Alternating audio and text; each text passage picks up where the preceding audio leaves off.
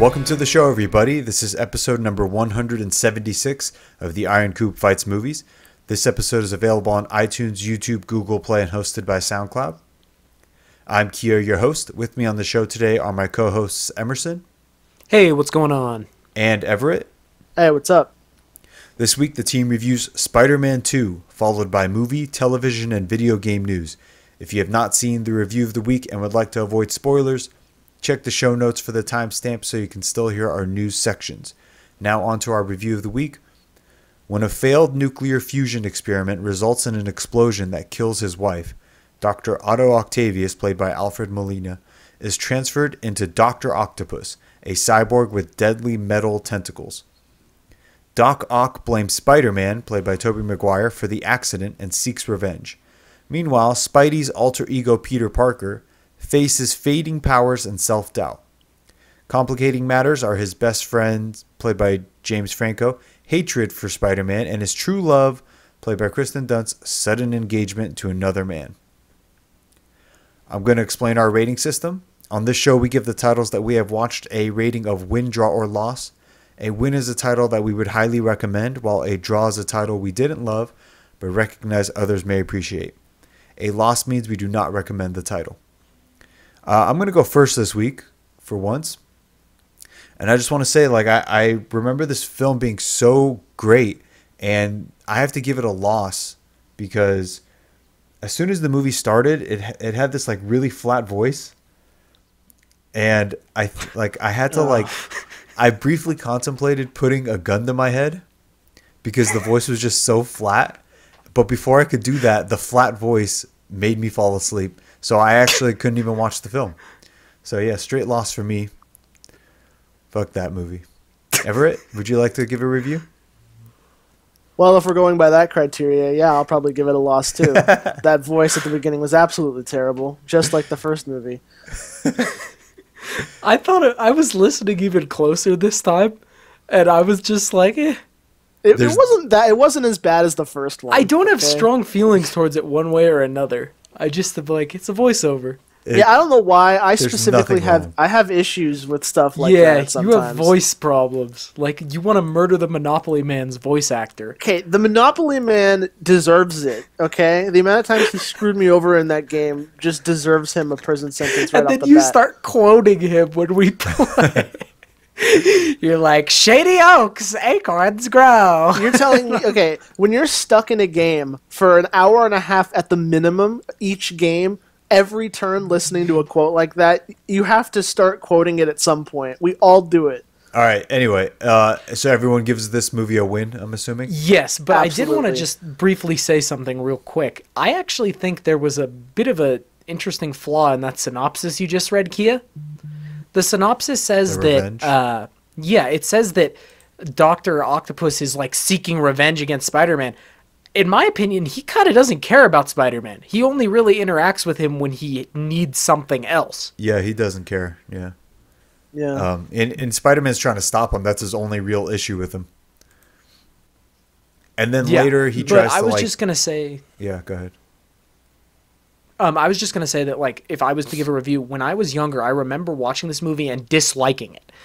Because for some reason in my mind, I really hate the trope of losing your powers. No, I just dislike that trope. I tend to hate, the hero doesn't have his powers. It's so annoying. It's just wasting time. But in my mind, for some reason, I thought they made him, literally useless. But it's actually pretty well done in this movie, so...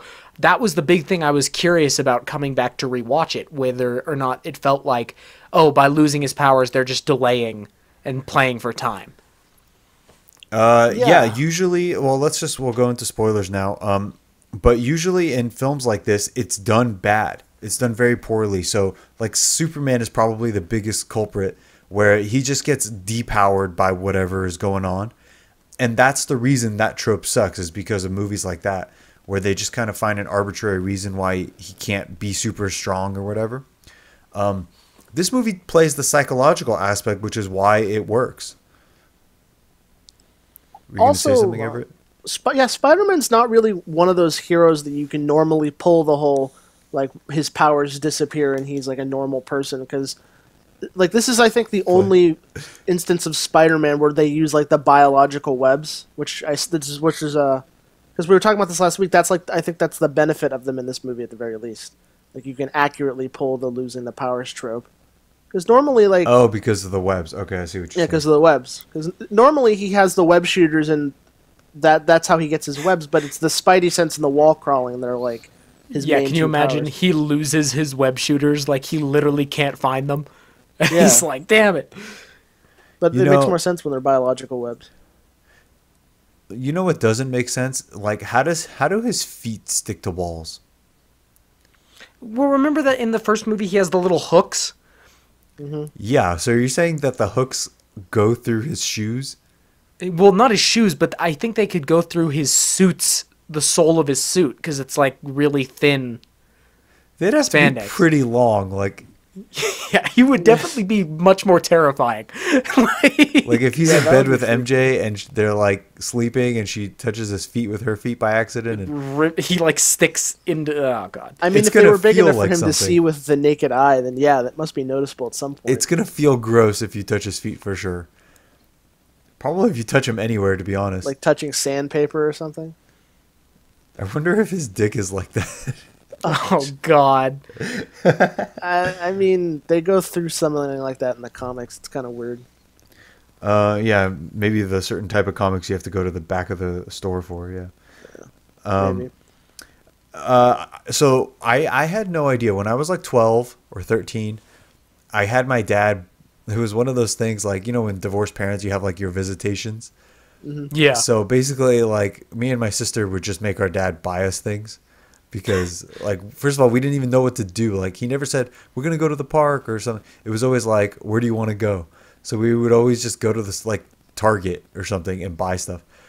So I just, that day, I got him to buy me Spider-Man 2, the video game. Having no idea that I was about to play, like, one of the greatest games of my childhood.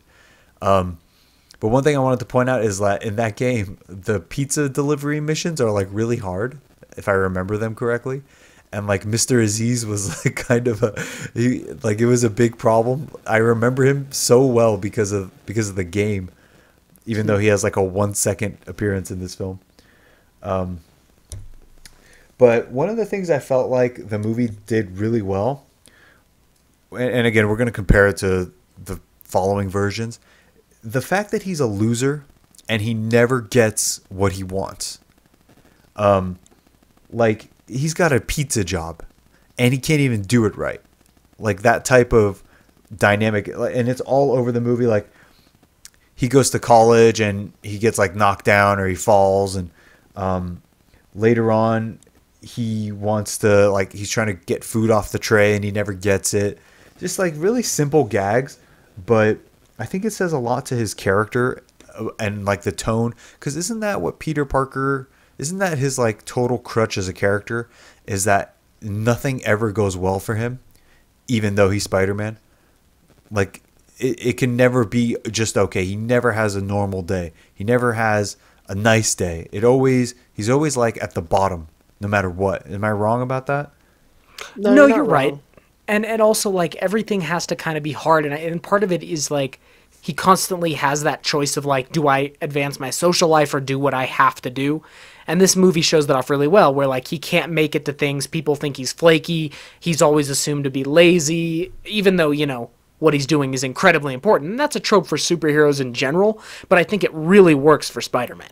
And this movie hits it really well, where it's like, okay, life sucks as Spider-Man, and then he goes back to Peter Parker, and it's still kind of like he has a brief like honeymoon period, and then it's like, Mary Jane still doesn't like me, and like everyone's still mean to me, and I'm still the loser at the party. Like going back to Peter, yeah, the weight is off my shoulders, but like he's not necessarily doing better. He never really gets a win until like the very end of the movie. Well, yeah, we'll get to that. So anyway, when he delivers the pizza and he comes out of the closet, you know that's Zoe Deschanel's sister. I think her name's Emily or something. The secretary at that place. Really? Yeah, I can kind of see the resemblance, I guess. Huh. And then we cut to the Bugle, which I like. I like the Bugle a lot. I like the way the way they're like making up headlines and the dynamic and like also the I don't know what to call them, but basically like his support staff there. Mm-hmm. They're really funny too. Like that one white guy, he lets Jameson walk all over him. Robbie's kind of a straight man. Betty is like his pushy secretary, like reminding him to do things constantly. I like that place. It's so funny, and I love his little conversations, like when he was planning the wedding, and he's like, "No, I this is a wedding, not a funeral." Or like, "I don't want to be bankrupt after this wedding. Like, get plastic flowers." Like, I love those humorous little moments. It's so funny. Do you guys want him to be like that if he appears in Spider-Man 3? I feel like it's going to be like a little bit of a different dynamic, though, right? Because they're aiming it more like an online podcast type thing for the Daily Bugle. Right, but the personality, like he's more of like an Alex Jones. Well, yeah, if like we're going for personality, then yeah, that's the only Jameson I've ever known, really. And I think that's a perfect way to play it. Is this movie's version the perfect way, or is the Alex Jones version? This movie's version, I think, is the perfect version. I would say that I like this movie's version a lot, but I don't really want to see them try to do more of the same. Yeah. Yeah, and like the Alex Jones version, I think is a better fit for the Marvel universe. But the thing is, then I don't know if he'd be as funny, or if it would be. But you got to also remember, a huge part of this is the writing. Like the writing for him is really good too. So if you don't have that, it may not matter just because you have J. Jonah Jameson. Like he didn't write those lines that he delivers so well. So I wonder about that, especially since they've been talking about how Tobey Maguire and Andrew Garfield might show up in the next one. And like that's cool, but are they gonna write them? Like, are they gonna write Tobey Spider-Man as well as it's written here? Because if not, then I don't think like is he gonna be like not getting the martini at the party? Like, is he going to be that kind of Peter, or is it just going to be like literally, here's this pure spectacle? It's just Tobey Maguire. There's no real writing. He's Spider-Man. He's going to say some like advice or some like basic shit, but there's no character to it. It's not really. That's kind of what it sounds like it'll be, which isn't so great. Yeah, I hope they don't like get distracted by the fact of they're trying to like provide so much fan service that they leave out all the good stuff that made these people Spider-Man. Well, just Toby, and then there's Andrew Garfield, which is like maybe with him less is more. You know what? Like he was pretty bad, but I think he had his moments. Like there's a couple solid moments with him as Spider-Man, I think. And we'll honestly, see. I don't. Like he's a good actor. It's just they could do better writing than the Amazing Spider-Man movies. So I feel like he could do better. So MJ is like kind of famous now. That's cool. I also like that she is in the like opera. No, she's not in opera. She's in a play, right? Mm-hmm. I like that as opposed to being like a straight up movie star. Because I don't think Peter could ever like compete with her lifestyle of being a movie star. But the opera world or the play world, stage play world, I feel like he could fit in with her life in that sense. Right. Because imagine if she was like, like she was like Scarlett Johansson level. She's like constantly around super handsome male co-stars and like making out with them for scenes and like going to the parties and like Peter, he'll never fit into that. But a play on Broadway, I'm assuming, it's like I don't know how many people go to plays, but certainly like no one I know actually goes to plays on a regular basis. So it's a little less like, and I couldn't name you one great actor on stage that wasn't also a movie star. So I think that's the right tone for MJ. Right. Mm-hmm. There was also this interesting thing when he has this surprise birthday party, and then on their like cabinet there's a picture of Peter and Norman, like not with Harry, but just like the two of them. Really? Yeah. Yeah. Remember they show it to you like it's kind of a random like so Harry's not even in the picture. That's that weird. makes sense for the dynamic they were going for last movie. Yeah, but he was also kind of terrible at Thanksgiving. Aunt May wasn't a fan of his, And then now it's like she lives in that house alone, and it's a picture of Peter and Norman. Not Harry, no Uncle Ben, no nothing. Just him and Norman. I thought that was really funny. Obviously, they did it for like exposition. But yeah, it was hilarious. Yeah. So like it seems like MJ is in love with Peter now, which we kind of got that at the end of the first movie, and we all agreed that that really didn't make sense.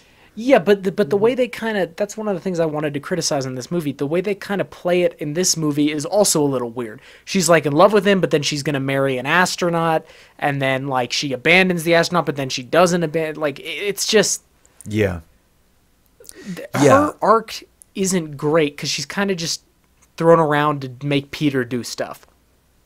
I like her better in this one because their relationship seems a little more realistic, like the will they, won't they, but also she is like, he's an empty seat. To be fair, the movie kind of cheats a little bit and makes it seem like she's been waiting for him all this time. But at the end of the last movie, he told her straight up, like, it ain't going to happen. So, so the movie does kind of cheat in order to create that dynamic, but I feel like that dynamic is more realistic than, oh, this whole time you've been pining after me and I've been pining after other people. And then I just realized as I was about to die that I think I love you.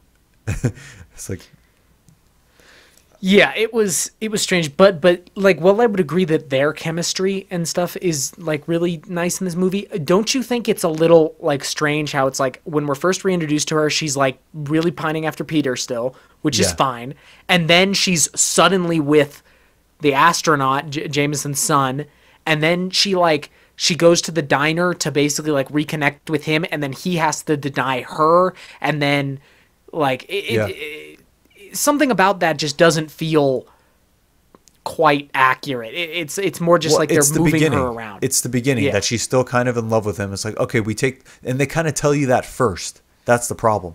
They tell you she's in love with him, and then they tell you she's seeing someone else. If we reversed it, where it's like, oh, she's with someone else, and it's like, yeah, she moved on. That sucks. And then they tell you, or they kind of hint that she might still have feelings for him, which again, that were never really earned. But if you do it that way, then I think that softens the blow a little bit, the transition area. Right. And then he tries to win her back, and she's like, what are you talking about? Like, I moved on. They should have played it that way. Anyway, we see the landlord, who I think is hilarious. Mr. Dickovich, he's fucking hilarious. One of his friends that you see gambling with him, that's Skip Lipari from Sopranos. He was the FBI agent that handled Big Pussy. If you remember, Everett. Yeah, and speaking of pussy, wasn't he on the train later in this movie? No, you're thinking of Joey Diaz. That's the comedian Joey Diaz. I thought they look similar. Jesus. Yeah, a lot of people think Joey Diaz is Big Pussy from Sopranos, but he's not. I could have sworn that was him. Damn. The other thing is, if you listen to Joey Diaz's podcast, he talks a lot about, it took him like a week to film that section where they're all in the subway with Peter. And he always talks about how good the food was. Emerson, for reference, do you know who Joey Diaz is? I know who Joey Diaz is, and I know like his characters and some stuff. But... Did you see him in this movie? Yeah. He was on the train, right? He's the one that's like, if you want to get him, you got to go through me. Yeah. He's very recognizable. Like, he stood out to me. In fact, it kind of took me out of the scene because I recognized him so much. I mean, I didn't know who he was until, like, I want to say a year, maybe 2 years ago. And before that, I watched that movie a million times. I had no idea that was anybody other than, like, some extra. Because, like, to be fair, everyone else in that scene is kind of like a nobody. Except for the one black guy who didn't have any lines, I think. But I know his face. Let's talk about the landlord's daughter. I thought she was kind of interesting in the fact that they did nothing with her. She is essentially a female Peter Parker. Yes. But there's no, like, arc for her. There's no resolution. Yeah, she's almost there, so you, like, kind of think, like, maybe they're going to set something up. Like, they hint just enough at it that it's like you think maybe she'll do something, and then it's like, well, doesn't matter. Like the whole cake scene was about, like, right just her being nice to him? Yeah, it was. Yeah, because, like, I mean, I think it's supposed to set up, like, there could be a relationship there, And like, I think the idea is that, oh, well, maybe Peter and this girl will get together. But they don't even really do it. They just have the weird cake scene, and I feel like he's like way too nice to her, which makes me feel like, are you leading her on? So I don't even really like it. But then the movie leads her on, like you said here. Like, there's literally no like, oh, this is what she's doing. Right. It's just like she ceases to exist. Yeah, until the next one. But she comes out of this, like, I just think about that cake scene. What if instead she just sort of like awkwardly tries to flirt with him and he's nice about it, and then she's like, you got a message from your aunt. Like, you don't need the cake. I don't get it. Yeah. Also, for the first time ever, this is a sign of getting old. The first time I watched this and I was like, that cake and that milk would fuck me up. What the fuck? There is no way I could eat something like that. Not just because of fat, but like my stomach, I don't know. When you get older, you become more lactose intolerant. And like nowadays, I could never, ever. Whereas like, you know, all the other times I watched this, I was like, I would like cake. But yeah, I can't even imagine like an adult eating a cake and a glass of milk in the same sitting. Forget it. So he meets with Otto, played by Alfred Molina, played really well by Alfred Molina. Before we talk more about Doc Ock, I just want to say, like, remember how I fan casted what's his name? Dwight Schrute. What's his name? Rainn Wilson. Yeah, Rainn Wilson as Doc Ock for the MCU. I still think that's like the best casting. I just don't think you could ever do better than this version of Dr. Octopus on screen, though. It's a definitely unique version, because normally, like, if you're casting Rainn Wilson, it's assumingly you'd be going for the comic version where he's like a narcissist and he's like very self-absorbed and self-obsessed, and also more mustache twirling. Yeah, more mustache twirling. This version is a lot more unique, where it seems like he's more like obsessed with like a fucked up version of the greater good almost. Well, they made him an actual character. Yeah. So there's that problem, which is, okay, you're going to take the original archetype for Dr. Octopus, and you're going to turn him into an actual character for a movie. This is about as good as you can do. So any new version, I will not have the same sort of character development. You can compare him to the PS4 Spider-Man version, where he's like, Peter works for him. That's a cool, like, that's a way to wrinkle it, but otherwise it was more or less the same arc. And so that I like the PS4 version. I like the little twist to it. It's an older Spider-Man and whatever. But to put him in the MCU, I don't see any version where he would have to be paired with another villain. You cannot do another Dr. Octopus movie as a standalone. It's been done. Like, you can't top this. Like, what are you gonna do? Have him fight in a warehouse? Like, you're gonna top that train scene? No way. Yeah, you're right. It's just not gonna happen. Like, if it were me, I would not try. I would just, like, let's get a fun guy like Rainn Wilson. Let's make him a little mustache twirling. Let's pair him with someone we haven't seen before, and sort of make that, like, try to outdo the battle scenes that way. All right. So go ahead. Just to talk about a bit about the battle scenes and the, like, Doc Ock as a character, right? So this CGI held up amazingly well. It did. There's some bad spots, but yeah. There are bad spots, but overall, if you think about what this is, which is essentially, you know, like, it's very easy to have a character like this with his mechanical arms moving and doing stuff and just be horrible. But right. Like, for the time period, it still looks pretty good most of the time compared to today. The other thing is that first scene in the hospital, that was genuinely terrifying. Like, so Sam Raimi is a horror director typically. Yeah. Yeah, like, you can definitely see elements of it there, like, but like the brutality, the weight, the viciousness, I was like, oh shit. The part that always gets me is when the Asian doctor's being pulled and her nails. Yeah, and like how much that would hurt. Oh god. But and then later in the movie, sorry, just to finish on the arms and the brutality, later in the movie when Doc Ock is gripping Spider-Man's head, I was genuinely like, oh shit. Like, well, I was going to say, God. Yeah, that's kind of like because he had spikes in those arms. It seems like he could have easily killed him right there. Yeah, he could have spiked him through and through. But yeah, that surgery scene. There was a couple other things since you brought it up. Like he throws, it's pretty brutal. He throws the one surgeon into the light and electrocutes him. That's dark. And just the imagery of like Dr. Octopus laying there like with no expression on his face and the bandages over his eyes, that's also scary too. Yeah. Yeah, he like impales someone into a wall with one of the arms. Like, it almost makes you think, amazing. Would it have been cooler if like somehow he was blind and like the things that could be interesting. And like they saw through the arms. Like imagine if actually that might be what I do. Like if I was going to do the MCU version, like in the accident somehow he like loses his eyesight and the arms see for him. And so you could have like this bandage where you could see that he's been like really hurt underneath. That could be cool. Yeah. Just like for appearances, because it doesn't really matter. Well, but I was also just going to say about that scene one more thing. I love the way it starts, where the doctors are laughing and joking, and then like you see the little bit of movement, and he like kind of looks at it, and he's like, "All right, whatever," and then it just goes off. What about the end of it though, where he does that Darth Vader no? Yeah, that's stupid. I don't know why. Like, and the arms are screaming with him.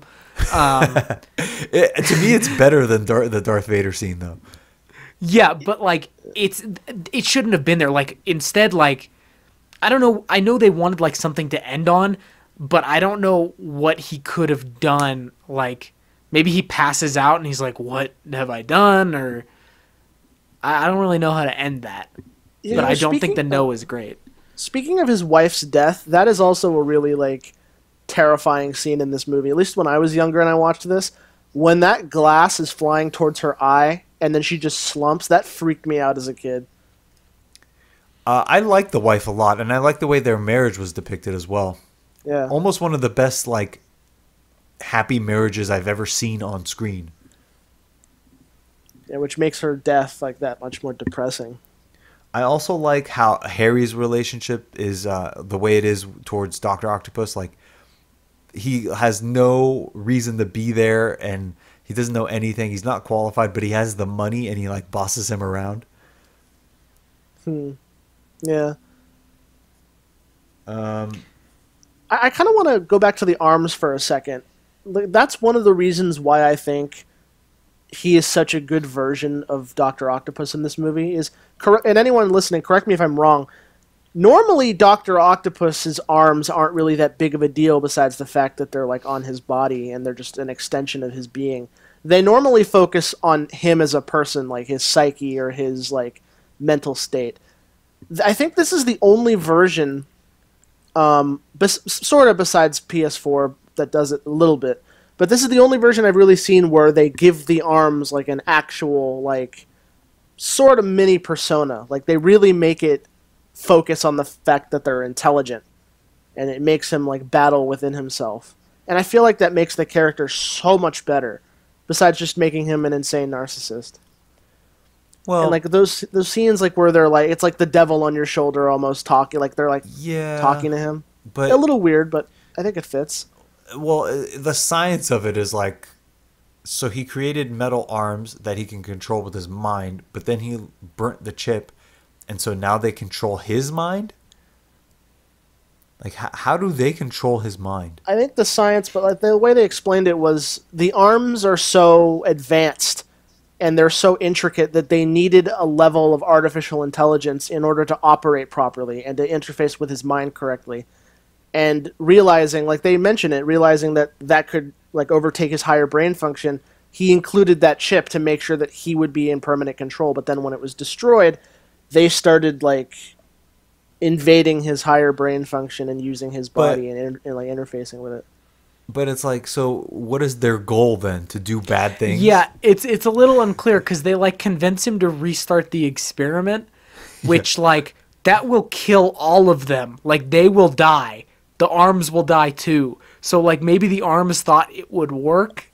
Then the arms are like, we need to rob a bank to finance the experiment. Yeah, I had a note about that too. But if I'm really grasping for straws and if I'm really trying to find a way to explain that, I would say if you're if you built a robot and that robot had one singular purpose programmed into it, you'd think that if that robot was given full autonomy, however you say the word, Autonomy. Full autonomy to do that task, you'd think that would be its first priority. So if those arms were built solely to help with that experiment, their first option would be to go and finish the experiment, right? Okay, but how does take a machine that thinks like that, and then later when he's like, "Listen to me," and they like cower. Yeah. Yeah, that's where it falls apart. And So, like it's almost flimsy. it's almost like all he really needed to do was like strongly say listen to me, because he tries to resist them at first, but they like brainwash him in like 2 seconds. Yeah. Remember, he's like, no, I can't redo it, it failed. You're they're right, like, "Yes." I must build it bigger. Yeah. Like if they are that advanced, their motivation doesn't really make a lot of sense. And then if they're not that advanced, then him like listening to them and being mind Proves he's a controlled. moron. Yeah. But it is but here's the problem with this is you want him to be a good guy that Peter admires, because that creates like a good dynamic when they become enemies. So you And it's almost also nice need- to have that like change at the end. Yeah, and you need him to be a good guy at the start. If he was just a bad guy, I think the movie would lose a little bit, because the plot holes that we're talking about, like let's just say it detracts like 10 points, but the mentorship I would add like 20 points, or does add like 20 points to the movie. So it's kind of like a balancing. You could not have the plot hole and then sacrifice the mentorship. Although he does have his professor that could also be the mentor. Dr. Connors. Yeah, because he's kind of wasted too. This is the first time I've watched this movie and I ever realized that he's missing his arm. Like, I know Dr. Connors doesn't have an arm because he becomes the lizard at some point. But I never noticed that in this movie, that they did that detail. Yeah. So yeah, I think that if it were me, I think that whole like they're talking to me thing is but see, because they kind of set it up like the reason his wife dies is because of his hubris. Yes. But then he like kind of doubles down on the hubris. Makes sense. That makes sense. So No, like he doesn't need makes the arms sense. to convince him. Yeah, I know, but like the arms kind of it's what we've just been discussing. They add like this questionable element to some of the motivation if you dig into it. Right. Also, I noticed like Peter actually cried a lot in this movie, like a lot. Like he's crying when MJ's talking to him in the backyard. Like he cries a lot. I don't know. He's a crier. He cries in the next movie a lot too. So Cries in every movie a lot. we get the first glimpse where he starts to lose his powers. One thing I like about this is how they do it at the beginning, and you kind of forget until it happens again, like in the Yeah. hardcore way. Performance issues. Yeah. And also, I like the way they demonstrate him losing his powers. Where I think my favorite scene where he sort of freaks out is where he's on the roof and his web shooter stops. He stops being able to shoot webs, and he's like, "What the hell?" And he's like looking down, and all of a sudden he gets like vertigo as he realizes how high he is. Yeah. And I think that's a great way to show it, because like you forget that like a lot of him being able to do this shit is his powers. Like he's like strong, he senses his ability to just know, but as he starts to lose it, he's like, oh shit, I'm an idiot. Dude, when he falls off the roof and hits his back, Yeah. that's brutal. I also like the way they did the eyesight, like with the glasses, how his eyesight started to go. Did I just lose you guys again? God damn it. Why does this keep happening? Back yet?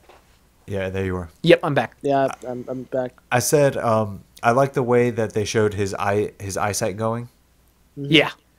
One last thing about the metal arms, like I thought the CGI on them was really great, but also I really liked how they showed how precise they could be. Like a lot of scenes, it's holding a match up to his cigar. He catches the glass. Like there's a lot of like precise movement, because you kind of wonder like how effective would those things actually be as tools. They seem kind of like blunt objects, but it shows you how precise they are, and that makes them scarier. During the explosion, Peter saves Harry, And I don't like that. He saves him, and then Harry's like, this changes nothing. Almost like they've had like a conversation about how Harry feels about him, which he has with Peter, but like Harry doesn't know that, and his response is weird. And I think that it could be solved with simple editing, is just have Harry say nothing there, and you wonder like how he feels about Spider-Man. And then when it's over, do you remember how his like servant is like, he saved your life, sir? And Harry's like, he humiliated me by like, that's all you need. I think you could have cut that line. I agree. Well, I'll talk about that later, but there's the fight of the week somewhat relates to Harry and Spider-Man, so okay, we'll get to that. So they name drop Doctor Strange, which we now know like means nothing. Yeah.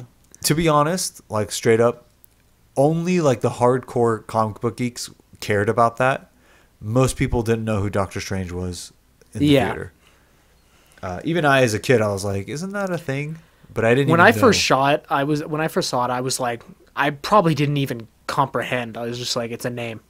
Yeah, I didn't even catch it at the first time. So the bank scene, the whole scene with like the talking, and then to the battle, I actually think this is one of the best sequences in the entire movie.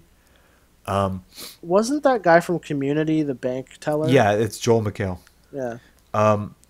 I like, so they're sitting there and it's like kind of sad because it's Aunt May trying to get a loan that she obviously isn't qualified for, and he's kind of skeevy and he's telling them like sorry, and then it's kind of funny because she kicks the wrong person's leg, and I like that humor a lot. I like that tone of humor. I agree. Like you see in the MCU, it's not like all the jokes are bad, but it's a lot more like, oh, we hate Spider-Man, and like insulting Peter, you know, like kind of like low yes, quality and that humor. that actually brings up another point I would like to say. You talked about in the last movie how you think that this movie much more accurately represents New Yorkers. Yeah. One of the scenes that I really loved is when Peter is carrying the pizza and he runs into the alley, and then Spider-Man comes out carrying the pizza, and the guy's like, "That Spider-Man stole that guy's pizza." Yeah. I love that. Yeah, I like the humor in this movie and the tone of it way more than the MCU stuff, which is basically like, "Hey, loser," and then it's like, "Oh, he is a loser, haha." Like, look, they call him loser. So yeah, they do the bank thing. Then she brings up the toaster, and like they don't even get that. Like this is the heart and soul of Spider-Man that the other movies are missing. And then Dr. Octopus comes in. I like the way Peter saves Aunt May by pushing her chair very quickly, but no one really notices. It's kind of a cool way to show his powers as a civilian. Yeah. And then Octopus starts throwing the money at him, and there's the joke about Peter running away. That's so funny. Yeah, it's great. But then when they go outside, and again, we talked about how he grabs Spider-Man by the head, and he definitely could have killed him right there. The outside fight, you remember how I said Spider-Man's a brawler? Like, you see it on full display here. When things go outside, it's not better than the train sequence, but like percentage-wise, it's as good. Like, second by second. And like Octopus climbs up, Spider-Man tries to chase him, they fight as they're falling down. At one point he like webs Octopus's face and brings it into to punch him. Like there's a lot of brawling.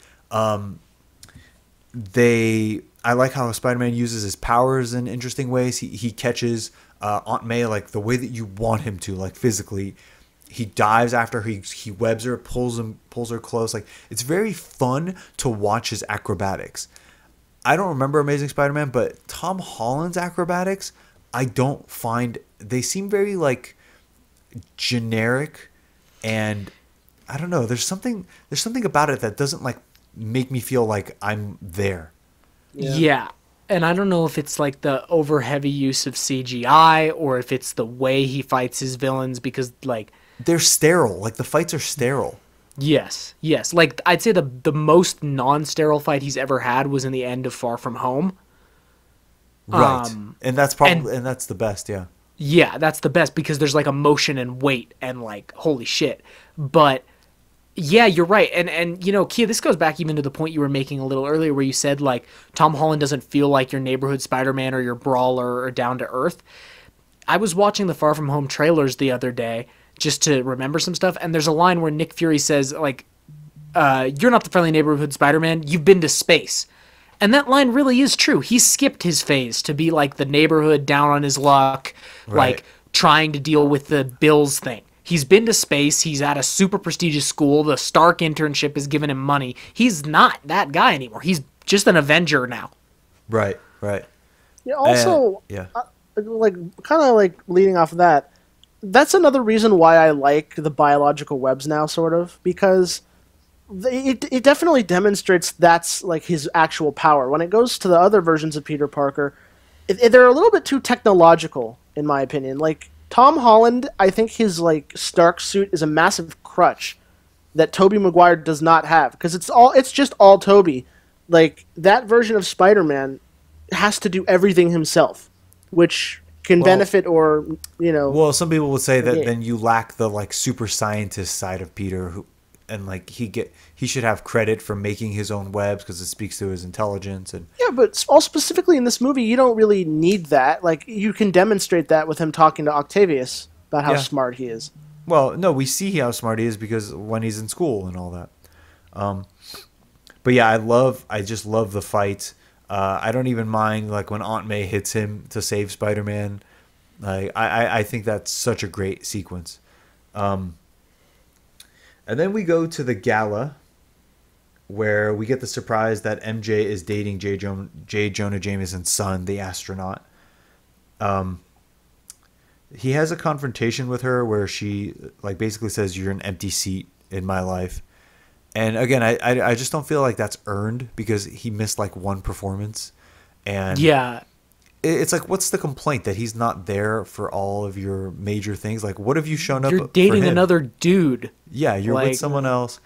And like, it doesn't go, everyone is always saying like, Peter, why don't you do this for me? Peter, why don't you do that? And like, I don't see anyone doing anything for him besides Aunt May, who like gives him money.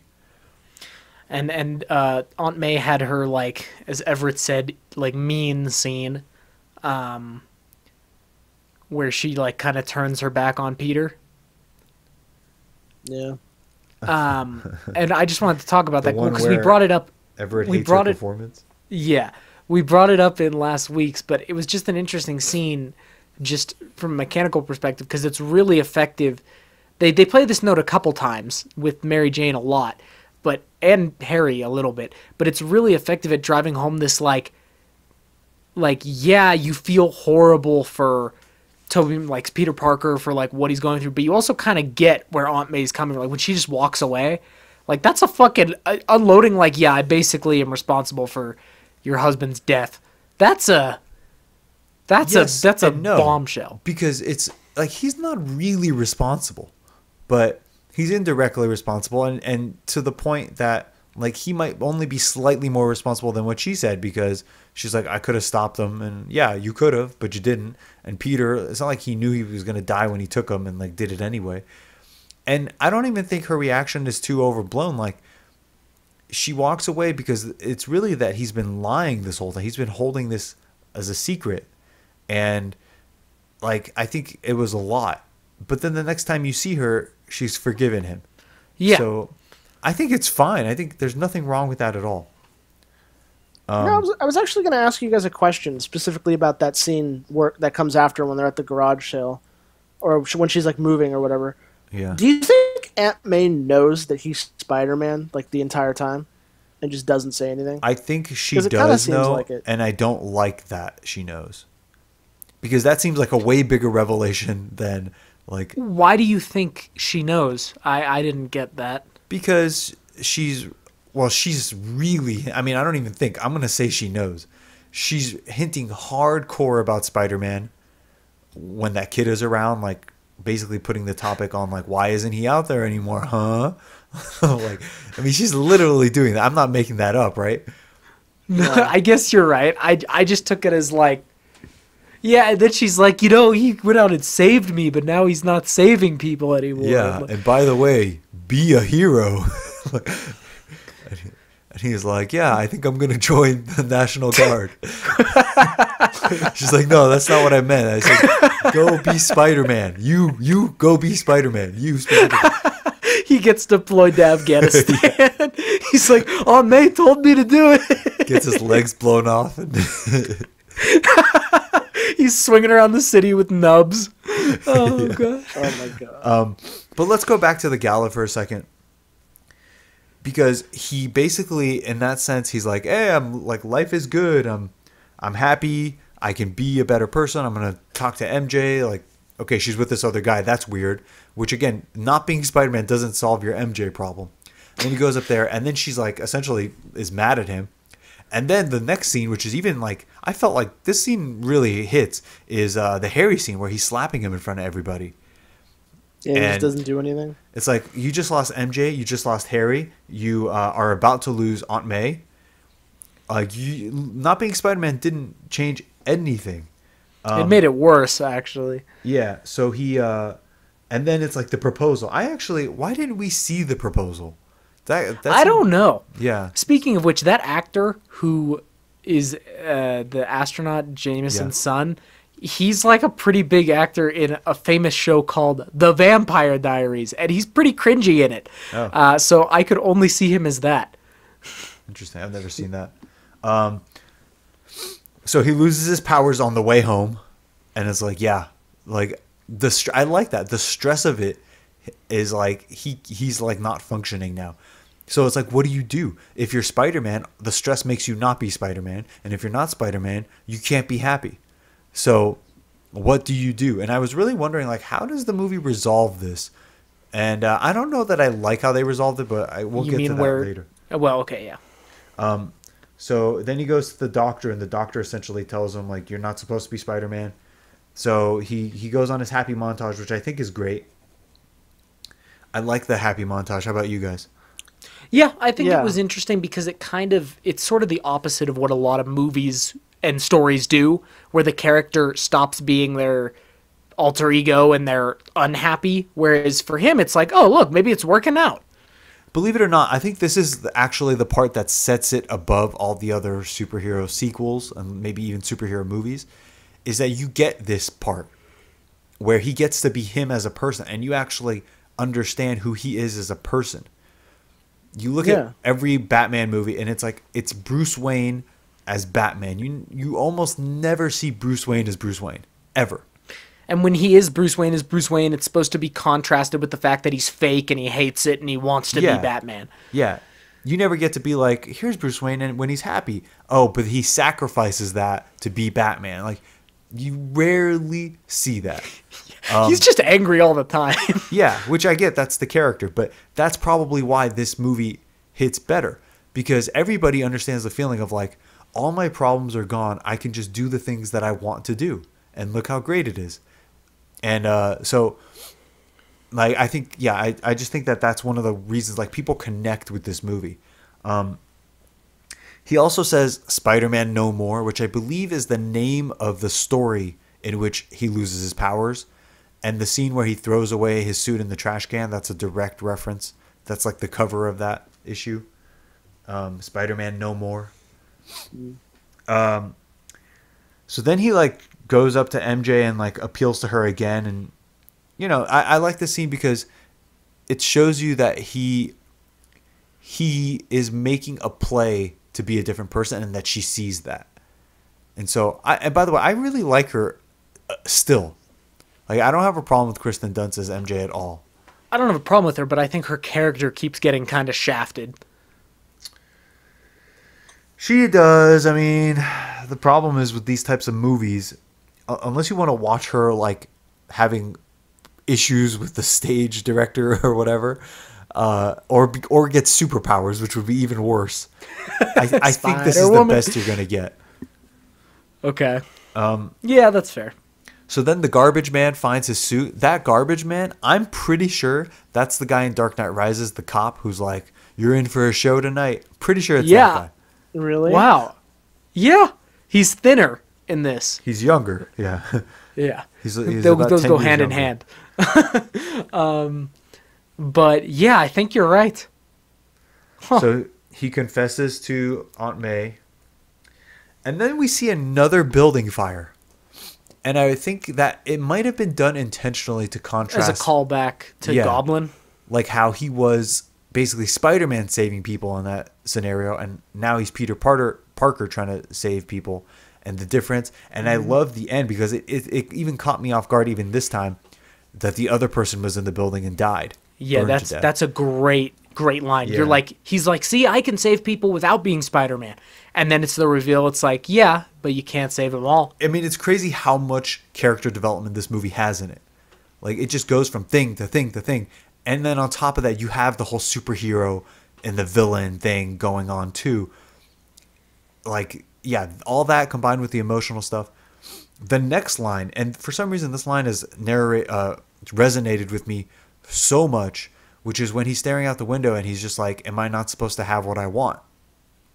Which, I mean, it's not like I have had his direct experience. And to be honest, in my life, typically I've gotten what I wanted more so than others. Even though if I took one of those, apparently you can take a privilege inventory. Have you guys heard of this? No. You can take like a little quiz that tells you how much privilege you've had. Oh, like God. White privilege. And I haven't had that much privilege, which is pretty funny, even though like I think I've done pretty well. But it asks you a lot of things. Like, did you ever have to wonder if you were going to lose your house or home? And it's like, yeah, my whole life. Like, but it's just funny because most people would consider me to be like an alpha male, white male, even though I'm not, whatever. But he has this dilemma, like, am I not supposed to have what I want? Like, isn't that what everyone wants ultimately, is to have what they want? And they go for it, and they try to get it, and every door is closed to him. MJ, Harry, Aunt May, his job or something, I think, like even his job sucks. Like, I'm trying to get paid a little extra money just so I could pay rent, and then I got a photo shoot MJ getting proposed to. Like, everything's terrible. And it's like, what? So if you don't be Spider-Man, everything falls apart. If you are Spider-Man, everything falls apart. So like, what do you do? And to me, the message is just be Spider-Man and save people. You don't get to live how you want to live. The funny thing is nowadays he'd have like a Kickstarter. Like, hey, I need some money for rent. Donate to Spider-Man on Patreon. So yeah, then he goes to the garage sale. Aunt May basically sells the house. Like, that's so sad. And then MJ does the astronaut kiss, which I said before, like, that kiss was iconic. And the movie, it's almost like it knows it's iconic, and it keeps coming back to it. It comes back to it in this movie. You're going to see it again in the next one. And he asks, what about your friend Peter? Like, you don't want to invite him? Which to me is like, that's nice of him, but also there's clearly something going on there. Yeah, like, he's a little too, like, ready to be cucked. He's like Peter's not going to be there? Give Peter a second chance, man. Like, no, he means so much to me, and he doesn't give me the attention that I want, and now I'm mad at him. It's like, wait, that's normally the shit you say to me. What? Yeah, it's like, well, you know what you need to do, Mary Jane? You need to go get him. It's like, what are you doing? But that's the plot. Like, they need to show that she cares, I guess.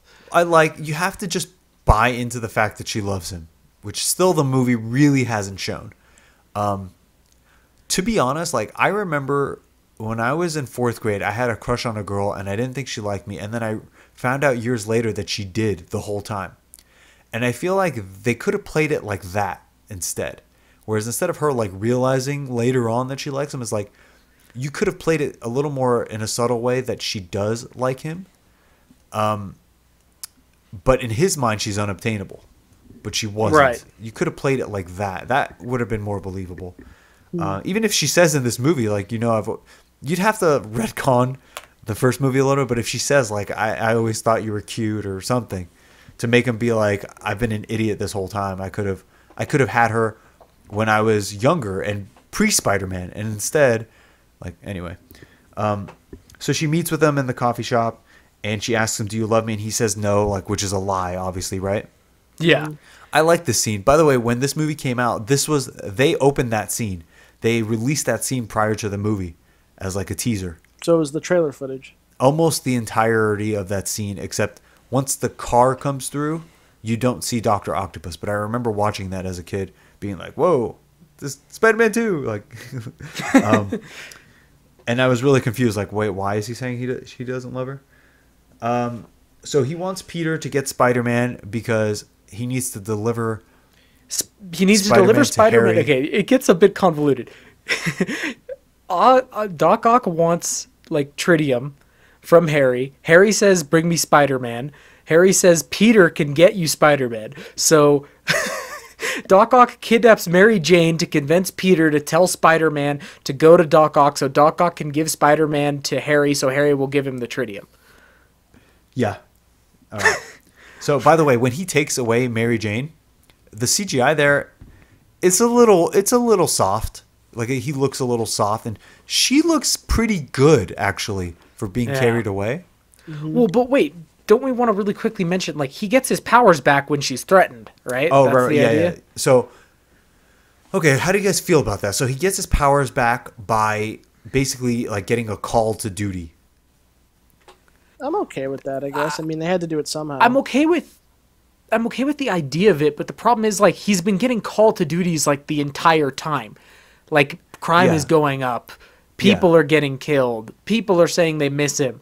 So it's more just like when he really gives a shit, he gets his powers. But even then, how does that solve the initial cause of him losing his powers, which was just general work level stress, right? Yeah, I guess it doesn't. Like, he got so much stress that he broke through it. Well, I think the idea is that he gets the call to arms. Yeah, when it's MJ, he gets it back. But then afterwards, it's sort of, his stress kind of gets resolved. Like Aunt May, she's not living in that house anymore. She doesn't have all the bill problems. She's kind of on board with what he's doing. He's confessed his guilt.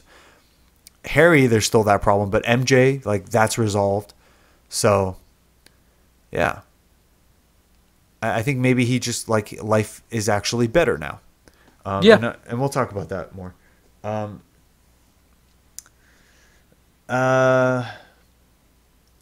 can't. Oh, okay. This sequence, this is pure, like, the reason why I love Spider-Man. So he gets the call to arms. He's going to the meeting place. He's swinging through New York. It transitions into the sunglasses reflection for Dr. Octopus. He's waiting for him on top of the clock tower. It's that orange hue that we've come to associate with this film and this series and this Spider-Man. That tint, which is even in the PS4 game, like that afternoon sunset glow. This is why people say this is the best movie. And they think about this. What they really mean is actually the emotional stuff that we've been talking about. But this is what people think of. It doesn't get any better. I would even argue that this clock tower fight is better than the train fight, which it's one big fight. But this section, there's one part where, like, he breaks the clock arm into pieces. Yeah. No matter how many times I watch it, every single time, Peter... Oh, I love his acrobatics. I love the gymnast and brawler acrobatics, whatever. The style. He ducks the first two pieces, and then the third piece, which is like the pointy piece, hits him right in the stomach. Every time that happens, it's like, I feel it, you know? Yeah. I really feel that. And then he, like, falls backwards, and then he swings upwards, and then swings down to the piece that just hit him, and uses it to slingshot it back. Like, the physicality is so well done. And it continues in the third movie as well. There has never been a match to that on screen in any of the Spider-Man movies. Even when you have the Peter Tingle scene, it's very, like, fast and fluid. And I think what you said before, Emerson, is, like, there's weight to it. Yeah. And you don't see, they forget about the weight because I think it's so CGI'd. And even this one is really CGI'd, but they get the weight of it. I think part of it is, okay, the CGI was newer. It wasn't as good at this time. So I think there was a lot more effort put in to make the entire scene believable by trying to make sure there looks like there's weight. Now, CGI, like The Mandalorian's a great example. It's all CGI and it feels like paper mache. It doesn't feel real. Right. Like, Whereas sometimes when you go back and they have the CGI, but they need to go that extra mile to make it really good, it adds to the movie. Right. So then they land on the subway and they're tumbling, and it's like, yeah, again, the weight of it is really great. My favorite part of that battle is when they're fighting on the side of the subway, and then Dr. Octopus sees the oncoming train and leaves, but we don't see it. And then Peter immediately like turns behind him and then has to dodge it. Like he has to bend backwards. I love that part. And there's like some cool parts where he dives through the bridge. That I'm not sure that's very believable, but whatever. So they're like playing the cat and mouse game. If you notice, like his suit is tearing, and there's really great continuity there. Yeah. Because every scene you see it get torn a little more, and then by the end he's just completely ripped to shreds. And another favorite part that also like just sticks in my mind is like he gets knocked off the subway, and then he's like he catches the subway with his web, and he's getting dragged, and he pulls himself back, and he's just like, that is one determined dude to get back onto that fight. And yeah, it's the emotion is in there, the pacing is in there. I mean, it's so good. Compare this to Spider-Man versus the Vulture. So I love the Vulture. I do like the movie Far From Home. But yeah, comparing it, the Vulture kind of stands on his menace and his appearance. Yeah. And like that's kind of it. Like I give it a lot of props for how he's menacing and how he appears and how like the sound and the design of the Vulture. But if you think about him fighting Spider-Man, it's very much like they kind of charge at each other, and then like one runs away, and then the fight kind of resolves. Right. And also, remember like when he's in the warehouse and the Vulture's just letting the glider fly around, and yeah. It's like, all right, cool. Like, no, it's a cool scene, don't get me wrong, but I feel like Tom Holland Spider-Man, he doesn't do a lot of direct fighting against the villain. He's at odds with the villain, and they're like working against each other, but it's often like stuff's getting thrown at him, or he's dodging something, or he's chasing someone. Right. Whereas this is like they are trying to kill each other. Yeah. It's so great. So then we get to the part where he holds the train, and I kind of like how he tries to stop it with his feet at first. You're like, okay, and the conductor was like, you have any more great ideas? Yeah, it's kind of like, hold on, how does he solve this problem? Because like we don't know. If he had just solved it with his first attempt, the scene wouldn't have as much tension, I think. So he fails the first time, he fails the second time, then he goes for the third, which is like multiple webs. It doesn't really seem like it would work. Also, I think the train would derail if it was held that way. Whatever. Like, I'll give it up for the movie. He does that face, funny face, but then he falls. Yeah, I think that if I was in his shoes, in Tobey Maguire's shoes, the director would probably be telling me to like clinch up as much as possible. And I don't know anyone that looks handsome doing that. Yeah. So it is what it is. And then he gets captured. And I also like the part where the civilians are like, he's just a kid. Yeah, he could be my son. Like, he's my son's age. Yeah. All right, and then so he gets captured. Octavius delivers him to Harry. And so he has him tied up in barbed wire. Yeah. And I feel like, I wonder how many takes they did, because when Peter breaks out of it, it clearly like gets caught on his neck and he has to like rip it off. And I wonder how many takes they had to do for something like that. Yeah, but I love that line when Peter says to Harry, like, there's bigger things going on right now than me and you. I really like that line. I like that line. Yeah. Go ahead. What were you going to say, Kia? Or Everett? He could have taken like 10 seconds to just explain like how his dad died. That's the only thing, is like, he's like, you killed my father. He doesn't even say I didn't. But maybe he's like, he's still trying to hide the fact that his dad was the Goblin. Yeah, but like, Yes, and I agree. I did think he could have been like, no, Harry, I didn't.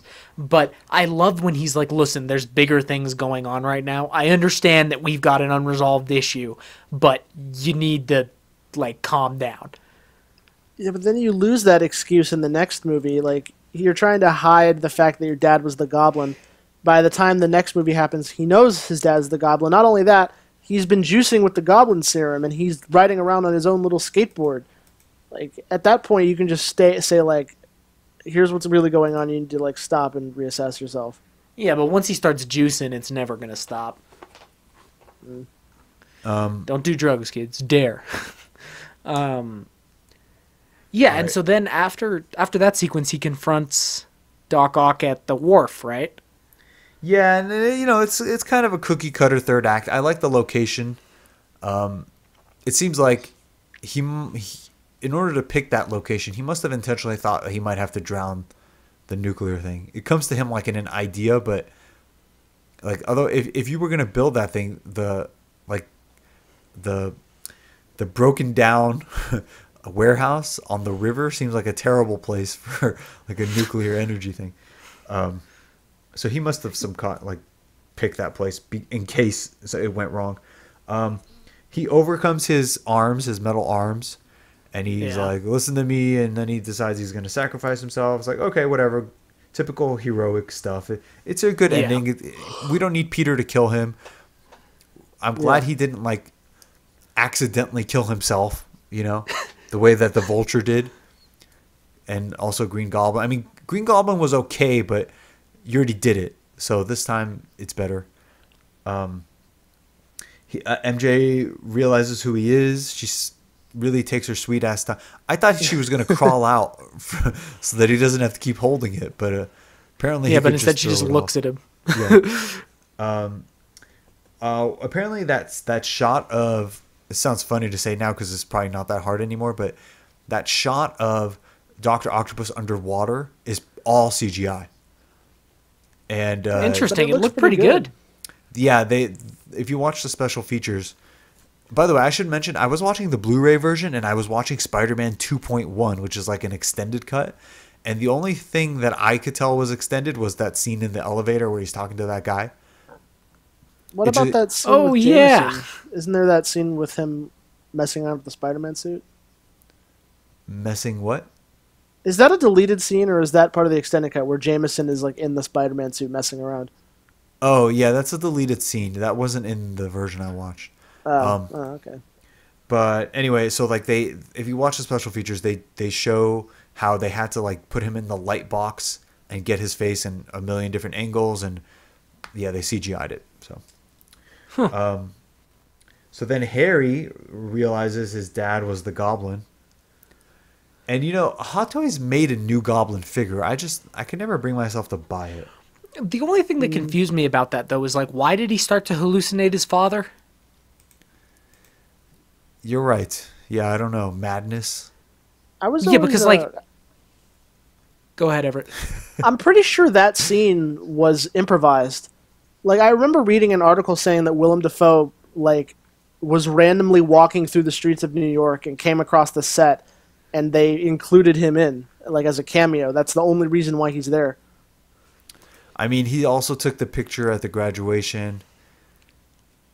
Well, let me just say, like, on the Harry thing for a second. I think that's a weak spot where he starts hallucinating him, and like, what I don't entirely know how it could have been done, but I think a better way would have been to somehow have like the Goblin gas, the Goblin serum is slowly leaking into the house, from the storage area, which is causing Harry to kind of be unstable, and that could be why he hallucinates, and that could lead into the next movie. It says Harry Osborn's hallucinations of seeing Norman in Spider-Man 2 and 3 are a result of unstable mental health and alcohol abuse. That's like a really specific thing. Like, his father was seeing himself like goblin-y. Yeah, that's true. I mean, there could have been like an alternate way to do it. Like, he had to break the mirror to find that secret room, right? Like, what if Spider-Man is still there, like he just escaped, and he like throws that knife at him and he like deflects it into the mirror. The problem is it's not so much the hallucination. The problem is that it's clearly like the Goblin Norman talking to him. Yes. which that doesn't make. If he like hallucinated his dad and then accidentally stumbled upon the room, the secret room, that's one thing. But it's like it's The clearly goblin's a like, visit from the avenge goblin. me. Yeah, yeah. All right. So So Harry is now gonna do some terrible things. I like that. I like that he clearly sees the helmet, but decides not to wear it. Like in the next movie, yeah, he's like, you know what? I'm gonna pass on that one. I will do my own thing. Yeah. And then we get the final scene where the note that I wrote on it is like, MJ's kind of a bitch. Yeah. Like have the like the honor to like tell the person before the wedding. Like Think about how much money they blew. She got into the dress. That means she was there. You don't like, you get dressed at the venue usually. what I'd like to know is how long she knew she was going to do that. She's like, I'm going to get dressed and then I'm going to run because I want to be in the dress when I go to Peter. Yeah, it's a little like, and by the way, who paid for that dress? Like, that's fucked up. That is fucked up. Yeah, This is and a pretty also funny like, line from Jameson though, like, call Deborah, tell her not to open the caviar. yeah, well, yeah, any money. Think that was a huge wedding, and like and then like when the astronaut like saves her, even though Peter's like lurking nearby, it's like he like jumps over the gap to get to the ladder. Is like, slow down, dude. She's fine. Her boyfriend is like right there, and definitely like, you're out of this. And she doesn't say anything, and I don't know, like, He but didn't do anything. just to wait, to get all those people there, and to wait until the wedding day, and to not say a and fucking then word get to anybody. destroyed. Yeah. Like, she wasn't in love with him She when sucks. she kissed him. So that was brutal, terrible. So what do you guys think? Is this movie the best superhero sequel? Sequel. I'm trying to think what could. Okay, so like Winter Soldier is pretty good. X-Men is pretty good. This is better than Winter Soldier. Is it better? So are we just saying second movies, or are we saying like Superhero third? sequels. Well, Because there's like no Civil good- War.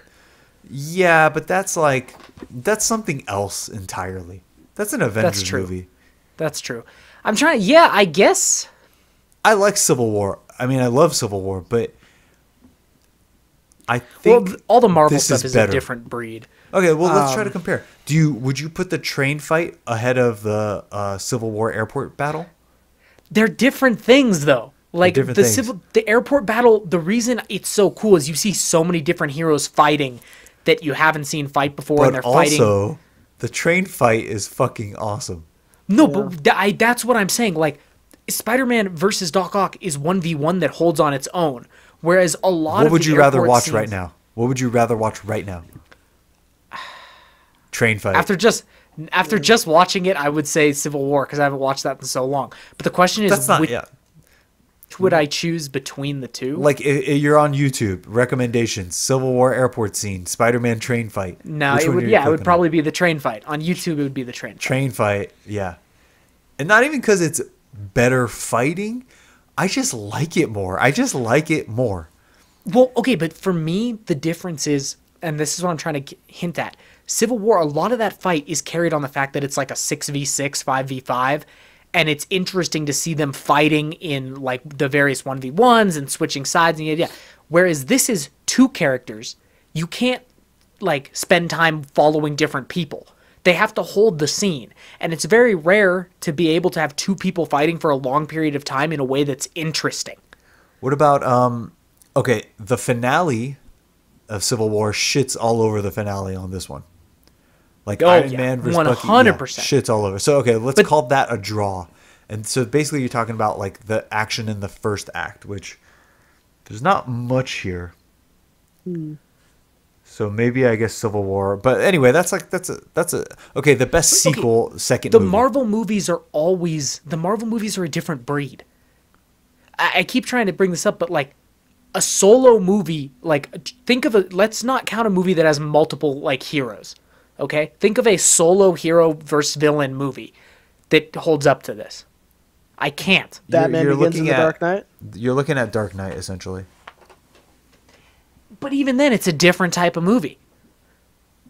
Like, the Joker doesn't really go head-to-head with Batman in The Dark Knight. Like, he's around, he's fucking with him. He does, but not for as long as Doc Ock goes head-to-head against Spider-Man. Like, head-to-head. Yeah, but now you're counting, like, minutes. I would say they're in the same category. And I would put Spider-Man 2 above The Dark Knight because of the emotional arc, which Batman does not have. Like, well, What do you what's mean? her name Remember when he dies? kills Two-Face? Yeah, yeah. He kills Two-Face. What's her name dies. You get one scene where he's like standing solemnly on the rubble, and that's about it.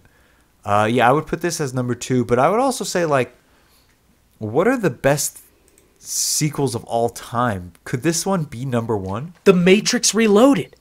I mean, this is definitely cited as like the godfather of all superhero movies by a lot of people. Yeah, of superhero movie. I'm talking about of all time. I don't know. Aliens. Aliens was a fucking Aliens is good pretty movie. Aliens better than Spider-Man 2? Well, they're different types of they're movies. different. But what's the best second movie ever made? Godfather 2's up there. I don't know. Godfather 2. I'm looking at this list here. There's Bill and Ted's Bogus Journey, No. Shrek 2, Eh. Airplane 2. Terminator no. 2. Terminator 2 is pretty fucking good. That's a good one. The Naked Gun, Prometheus. Nah. No, not Prometheus. Hellboy 2. I can't believe that's even. Okay, I'm gonna jump down this list because like Hellboy 2. Back to the Future Part 2. Spider-Man 2 is ranked number 27. Jurassic World. Okay, what the? The Force Awakens. Give me a break. Wow. Dude, what is this list, Kia? Day of the Dead. The Bourne Ultimatum. Captain America: The Winter Soldier at number 20. Harry Potter and the Order of the Phoenix. Indiana Jones and the Temple of Doom. I wouldn't say so. No, I don't like that movie that much. Batman Returns. I love that movie, but it's not better than Spider-Man 2. Yeah. Mad Max 2. Not better. Star Trek 2: The Wrath of Khan. X-Men 2. Yeah. I I'd say would that's put up there. Spider-Man over that. It's a fun movie, but I would put Spider-Man over that. Superman 2.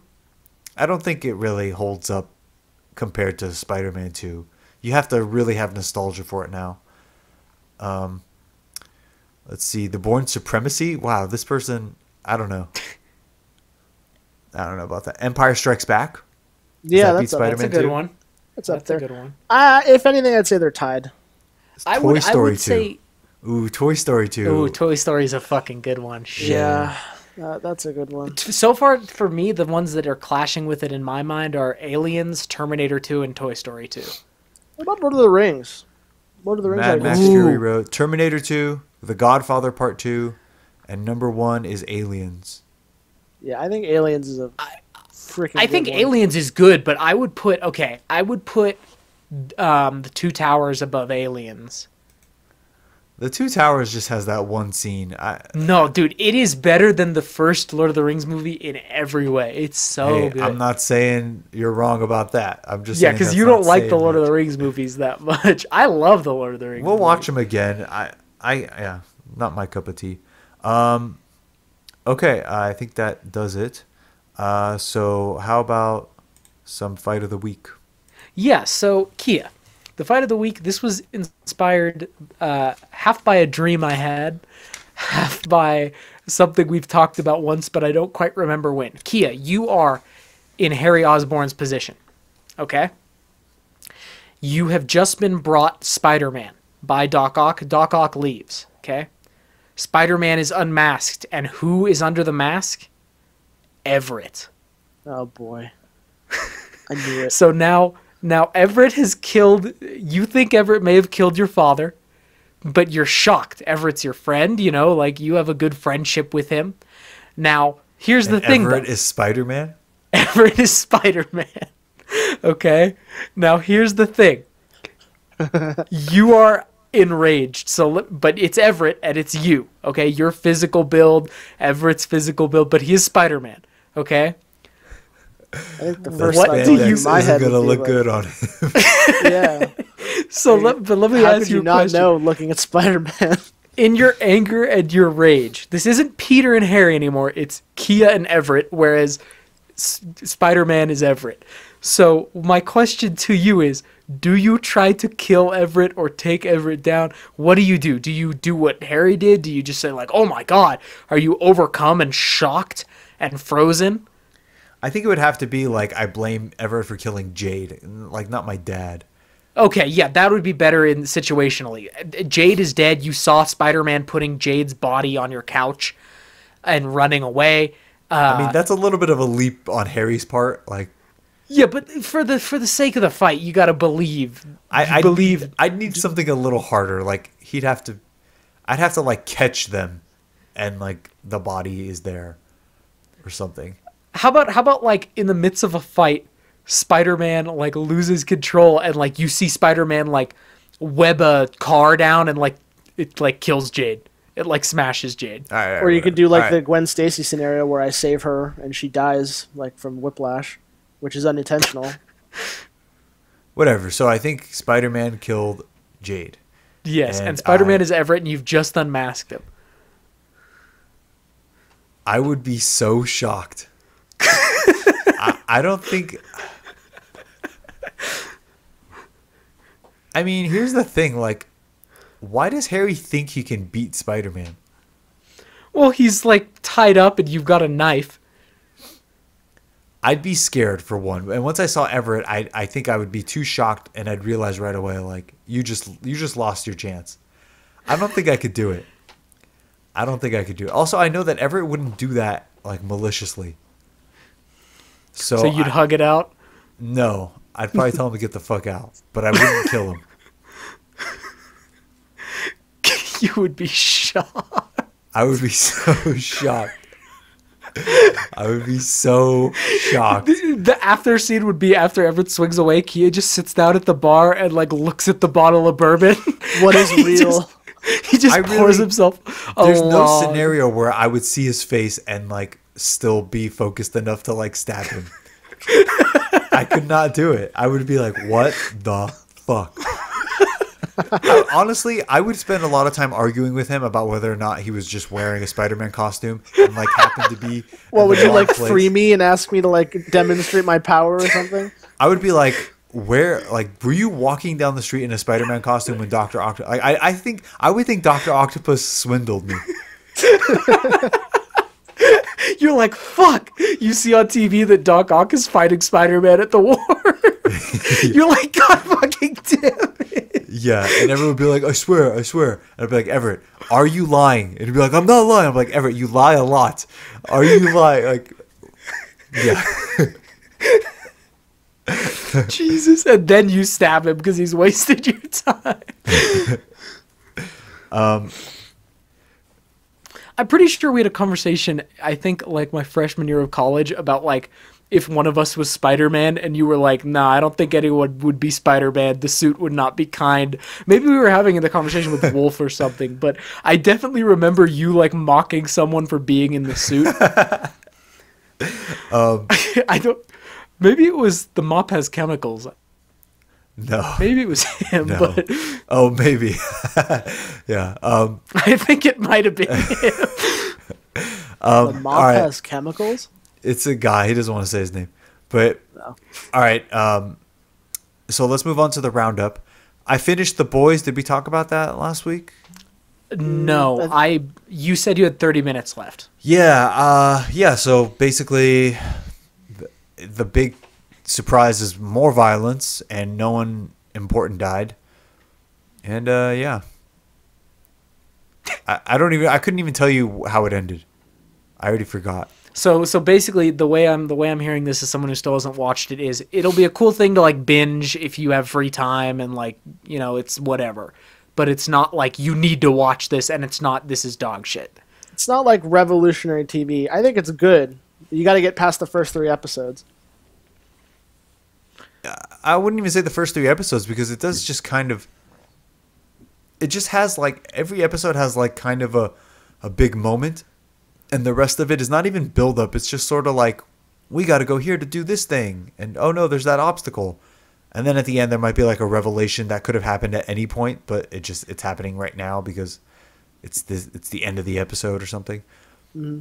It's not fantastic writing. It's good, and it's not great, and it's not like particularly smart.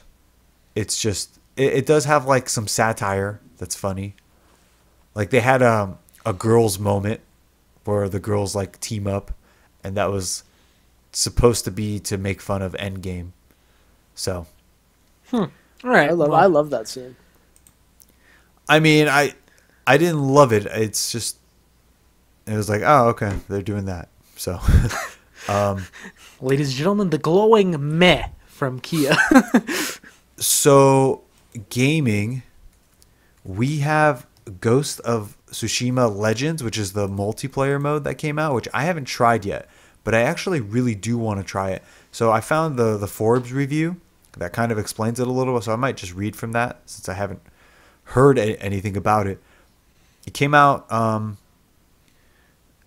so it was supposed to be November 12th when the PS5 launches, but it actually just came out early, which is, I've never heard of that.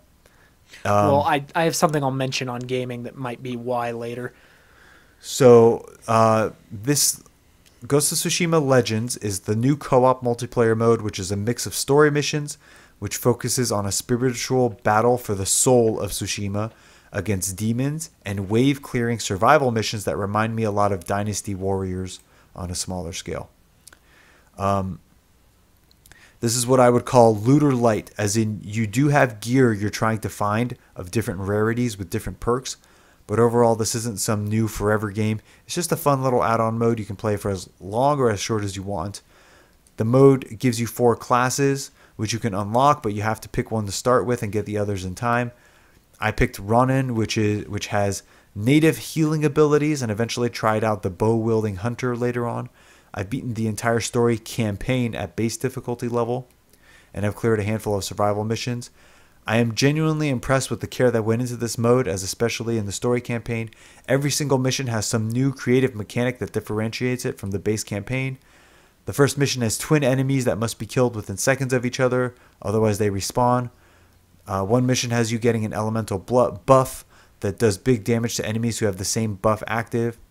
So just cool modifiers. The survival mode has you defending different points around a camp from invading forces for 15 waves. It takes about 25 to 30 minutes. You can earn currency that's used to buy things like the ability to summon a spirit bear or the ability to ignite all enemies near you. Every 5 waves are boss waves, which are harder to take down. He said that the difficulty seemed a little easy, but he hasn't gone to the hardest difficulty yet. It's handling cosmetics perfectly. You can unlock all of them through gameplay alone, leveling up your class or completing special challenges. Even one day I have gotten a tool, even on day 1 I have gotten a ton of cool looking stuff, and again none of this is being sold as an alternative. By the way, the whole DLC is free. A few points of criticism. Nothing that takes away from the overall experience. The game loses a bit of what made the base game special. The sweeping visuals are mostly gone. Everything replaced with demonic red filters, whatever. Combat 2 is less of a beautiful dance of death and more of a frantic scrum with 2 to 4 players. That sounds like it would be fun, though. Special and survival mode. So is this game worth buying, then? Yeah, absolutely. I haven't played this mode, but the game itself is absolutely worth buying. You'll simply charge into a group of enemies, hurling arrows and smoke bombs, swinging your sword at everything, and ends up pretty dead. It's a little hard to time your dodges and counters, but it's fun. It's just different. The class-based aspect of this is okay. All 4 classes share all the same gear and can use all the same base tactics. Everyone has katanas, everyone can have bombs, everyone can assassinate, blah, blah, blah. The difference is reduced to a few skill perks that encourage role-specific playstyles, like the hunter can do headshot damage on body shots with a bow, for instance. And of course your special, which makes each class distinct. Yeah, so it sounds like a lot of fun. It sounds to me that it was like a good game mode to release for free. Doesn't sound like it'd be a great thing to release like as a $40 DLC, but but people do. No, I know, but I'm saying that's something you got to respect them for. because like they would Yeah. release it just for free rather than putting money into it. And this game Right. is a PS4 exclusive. Yeah, of All course. right, I think I'll pick it up today. Then I'll try it out. Yeah, if you do, let me know. I'd have to buy the online. Yeah, I don't have online for Subscription. PS4. So, but whenever you're ready, we could buy it for like a month or something and see. Yeah, I'd be down for that. So Crystal Dynamics, they made Marvel's Avengers. That game's getting some heat lately because they have no new content and things keep getting delayed. So here's what he has to say, the studio head. We've also made the decision to shift our PlayStation 5 and Xbox Series X launch to next year to ensure that we give our team the time to deliver a next-gen experience showcasing all that this game is meant to be. More details to come. It's a bad Until move. then, however, you'll be able to continue playing the current gen version on next gen platforms to take advantage of their powerful hardware, be it via inserting a physical disc or re-downloading the game. Two of the most obvious benefits of this are improved frame rates and faster loading times. In addition, players who make the jump to the PlayStation 5 or whatever will still be able to play co-op with their friends on PlayStation 4 and Xbox One respectively. As well as carry crossplay. their existing save game. So yeah, more delays. I still think this game is fun. It is a little repetitive. Yeah, we've been having a lot of technical issues with it the last few days. A lot of glitches, yeah, and the level design is really similar over and over again. Basically, you have like some open area that you go into, some type of building area, which then leads you to like a hallway or to an elevator, and then you have some big like hold and fight scenario, and that's the end of the mission. Yeah, it's always like kill group of enemies, guard area, and kill group of enemies, kill boss that has no special abilities. You just have to, Yeah. It's just a sponge. All right, moving on. Wait, one quick thing about Oh, yeah, next-gen consoles and hard drives. So, obviously, there's been a lot of weird issues with the consoles. It's been reported that like Sony is now having issue meeting demand. They thought they were going to make 18 million consoles. Now they dropped that down to 11 million, which is kind of due to coronavirus and some of the things that happen worldwide. But the other issue relates to hard drives. So previously, we reported that hard drives could not be used on the next consoles. That is still true. But what you can do is you can connect a hard drive to rapid copy games onto the SSD. So, like, if you have a hard drive right now with all your games on it and you get a PS5 or an Xbox Series X, you can connect that hard drive to download everything directly from the hard drive, which will be much faster. And you can theoretically connect to the hard drive and play games off your hard drive if you copy them to the SSD first, each playtime. Which is kind of questionable because, like, if it's a smaller game, you might be able to do it. Like, oh, I'm going to copy it, play it, and then, you know, I'll just keep it on the hard drive. But if it's a big game, you won't be able to do that in a reasonable time frame. So I don't want to download 100 gigs of data every single time. well, Wait, if you're wait, taking wait. it from the hard drive, you're not downloading data. I'm confused. So I have it on the hard drive, and then I'm going So to let's put say- it on the new Xbox, and then copy it to the. I'll show you what your options are. Okay, so let's use Call of Duty as an example. Okay, and Ghost Recon, those two games. Call of Duty is much bigger than Ghost Recon Wildlands. So you download, you have a hard drive with Call of Duty and Ghost Recon on it. You connect it to your new Xbox or PS4. It is not going to play right away. You will have to download from the hard drive those games onto the internal solid state drive. So you're basically transferring it from the hard drive. It doesn't take data because it's direct drive to drive, but you're transferring it from the hard drive to the solid state drive. Okay? Okay. Now, doing that for a game like Call of Duty is completely unrealistic. It could take like an hour each time. Wait, why do you have However- to do it each time? Because because this is assuming, let's say you fill up most of the solid state drive and you only, like, let's say you have 20 games installed on your SSD on the PS4, Xbox Series X, PS5 or Xbox Series X, and you only have enough space for one more game, but you have COD and Ghost Recon. So what you do is you keep COD and Ghost Recon on the hard drive, you download it temporarily, play it, then delete it, but then when you want to play it again, you go back and download it again from the hard drive. Why do you have to delete it for other Because games? this is assuming you want to play more than those games. You see what I'm saying? So if you have a library of 40 games, but only 20 of those games fit on the drives that come with the next-gen consoles, but you have a hard drive which fits the other 20, you might need to delete to make space if you want to play some of these games you don't play as much. So it's not every time. It's only for the games that you don't play often enough to keep on the disc. To keep online. And that's assuming that you don't have enough room. But the point of this is, like, smaller games, because of the amount of files needed, you might be able to download smaller games in 5 to 10 minutes and play them and then delete them and have that space. However, for bigger games, like a lot of the AAA titles, it won't work. Yeah, seems annoying. Yeah, that sounds really annoying. Moving on to trailers, the Crown Season 4 trailer came out. And I saw it.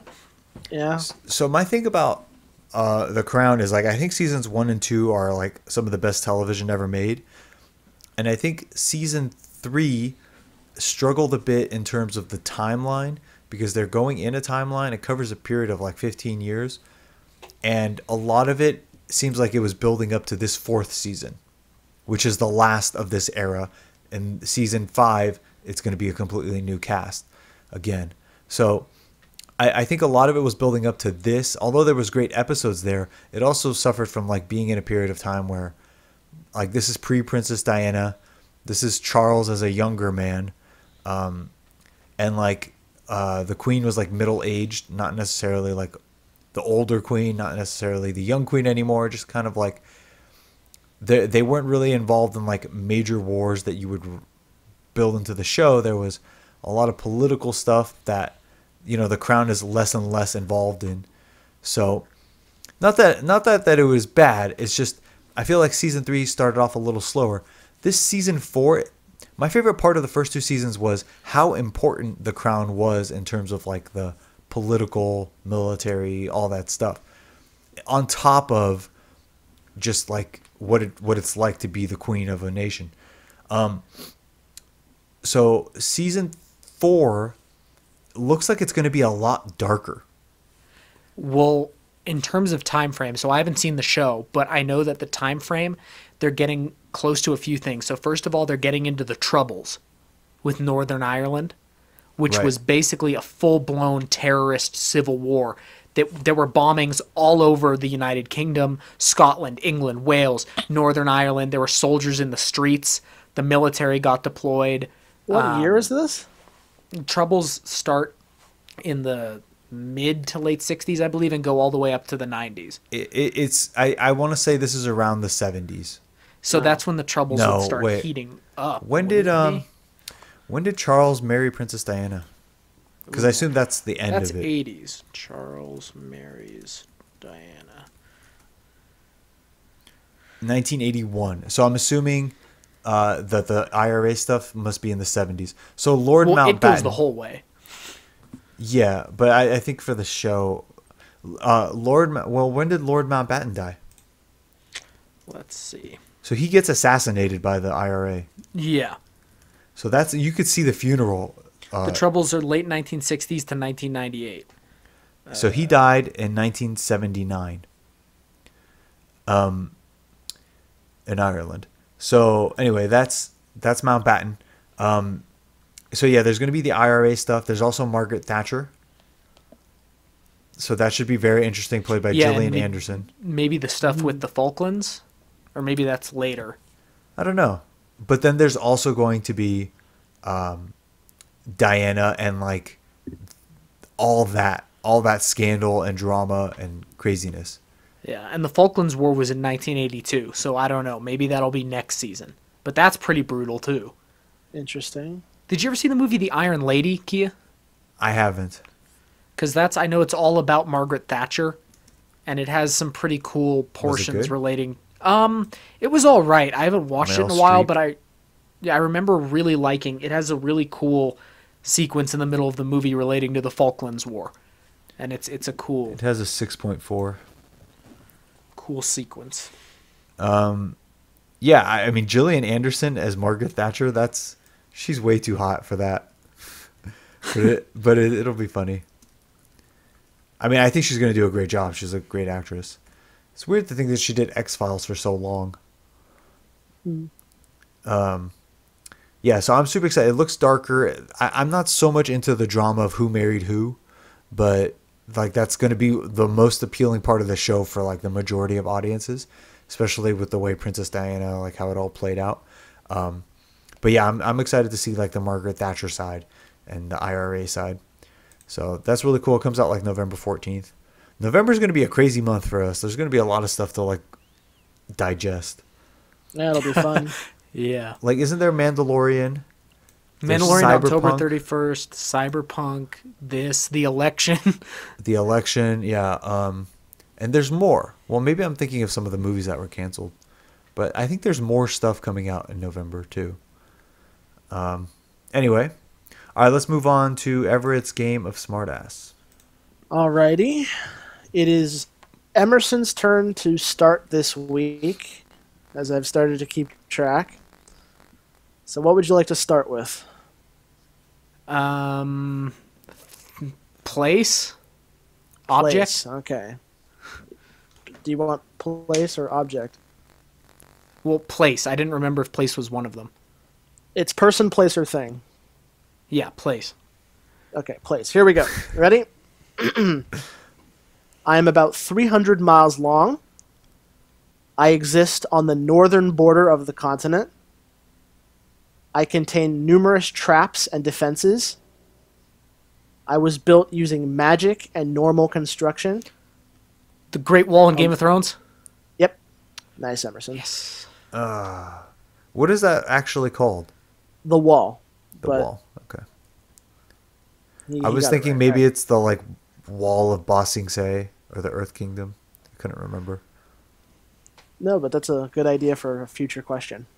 All right. What's next? Now we'll know. Person. Person. All right, here we go. Ready? I live in New York City. My family was killed when I was a child. I have special powers gained by accident. In the comics, I've gone by the names of Jewel, Nitrous, and Power Woman. My show had a 3-season run. Also in the comics, I went to Midtown High School with Peter Parker. I had a brief romantic relationship with Luke Cage. Jessica Jones.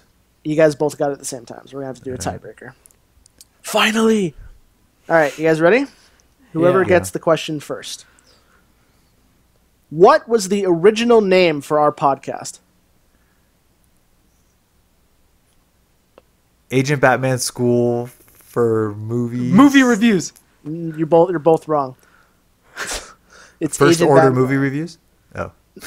No, well, you guys both got it wrong. Yeah, fine, you want to keep going until who Yeah, gets it you right? said Fine. Agent Batman's movie. No.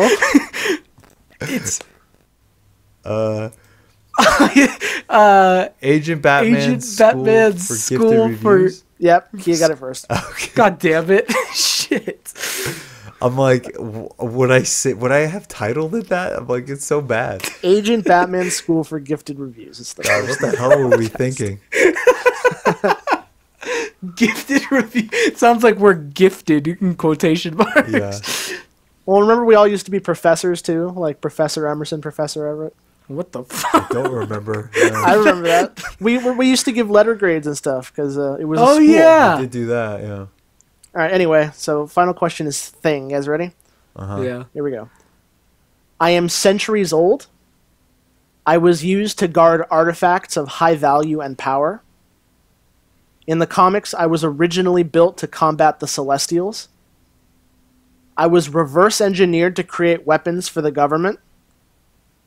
I can emit a very powerful blast from my front side. I only answer to the current ruler of Asgard. My body resembles... Destroyer? Yes. I didn't know Nice what it job, was Kia. called. I was like, does it have a name? Yeah, it was the Destroyer. All right, Kia, do you want the extra question for Double or Nothing? What's the score? It's so Currently, high. It's you guys are each tied this week, but the current score is Emerson 21, Kia 28. Yeah. Go for it. You'll go for it? Okay. Gonna get it wrong. So your extra question is, in the first Thor movie, the Destroyer and Thor do battle in the town of Puente Antogno, the town that Thor had been living in. What state is this New town Mexico? located in? New That's Mexico, yeah. easy. Well, You should that's ask the what the point. town was called. That's I the would've point. Is never you don't gotten know. that. You don't know what question you're going to get. So so let's see. Our current Nice. scores. Wouldn't it just be 29 to 21? Well, he gets 3 points because he got one right and he got double or nothing. And then you get 1 point. 31? 31 Yep, and it's 22? Emerson 22, Kia 31. Damn, we really reversed. I used to be in the lead. Well, it's because he's making questions that I would also know. Before Yeah. I was totally boxed out for a while. All right, moving on to news. The Batman might have a Justice League. That is the Batman, Robert Pattinson's Batman. Really? So here's what we have. They're still shooting in Liverpool, England. There was some set photos.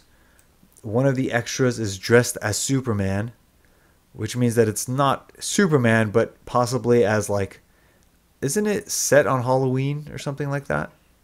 I thought it was reported that it would be. So Is it it's based either off like the Long Halloween?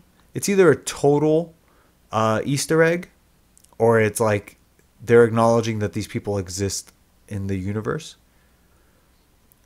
And then also Wonder Woman and the Flash were pictured. Actually, not pictured. Wonder Woman was pictured.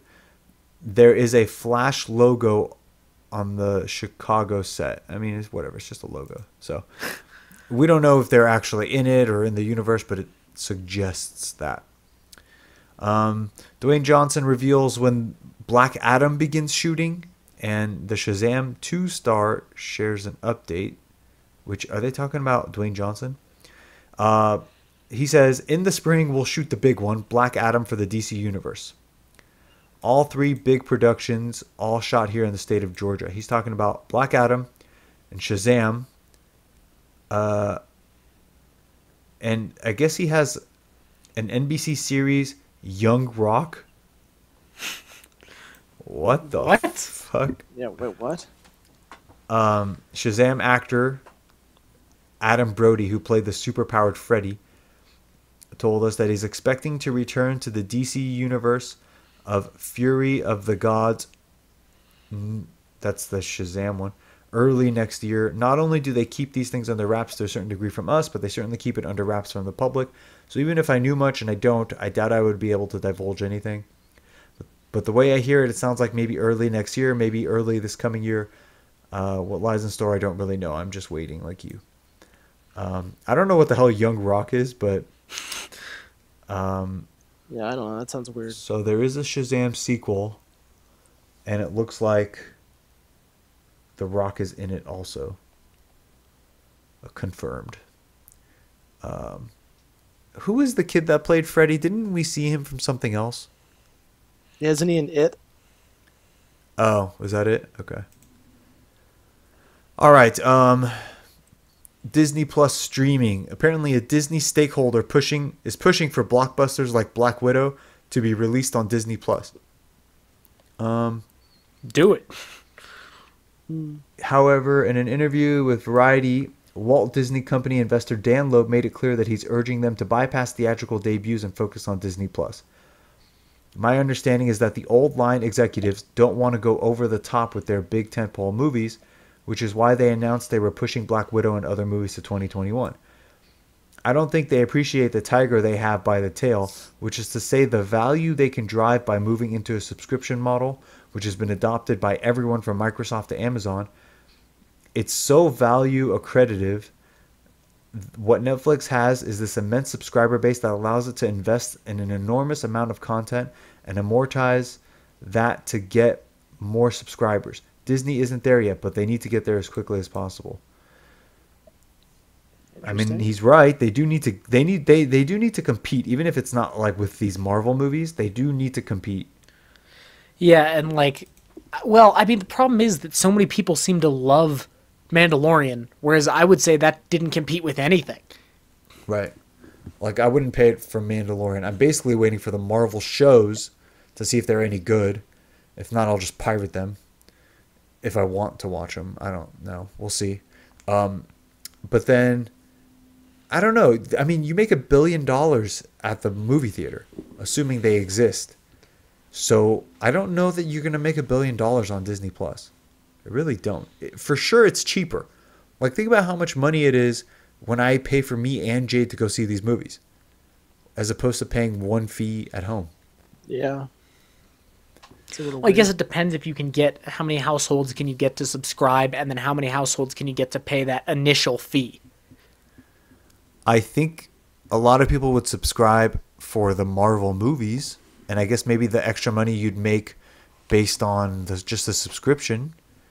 Well, but like when Mulan, you had to have a subscription and then pay $30 to see it when it first came out. If you do that, you start making some money.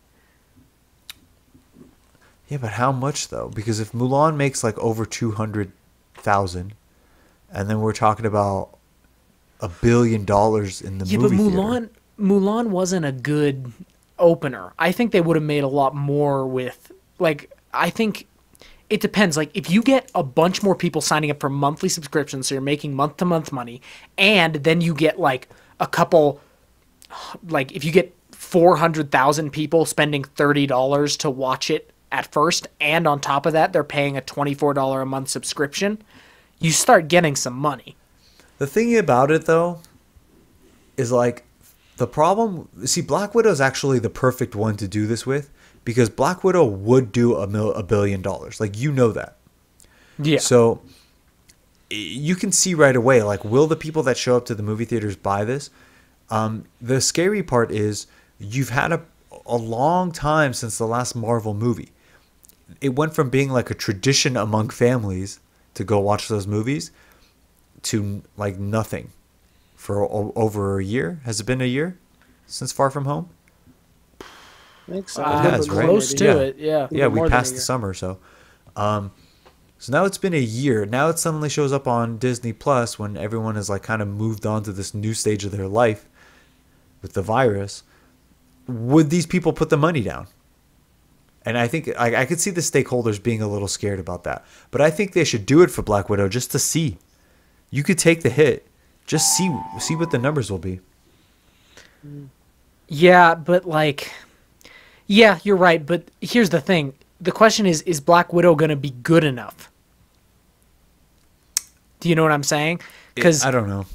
It's like, going to make $1 billion. If it's a bad movie... It's not going to be so bad that... It's not going to be so bad that it would have tanked... It's still going to make $1 billion even if it's bad. It's not like Mulan. Mulan did not have any real hype around it. It was weird.